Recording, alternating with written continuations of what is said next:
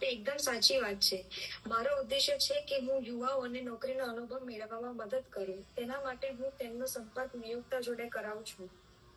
સો તેમને પણ નોકરી મળી શકે. Sorry, last line. નિયોક્તા જોડે કરાવો છો ત્યાં સુધી બહુ જ સરસ આન્સર બોલ્યા તમે. Who are looking for good people to work, જે સારા લોકોની શોધ કરી રહ્યા છે કામ માટે. કશો વાંધો નહીં, પણ એટલીસ્ટ તમે જે પ્રેક્ટિસ કરો છો એના લીધે તમે 90% આટલું સરસ બોલી શક્યા. આ કન્સિસ્ટન્ટ રાખશો પ્રેક્ટિસ તો કાલે 100% થઈ જશે. Okay, so keep doing what you are doing. Okay, good answer, very good answer.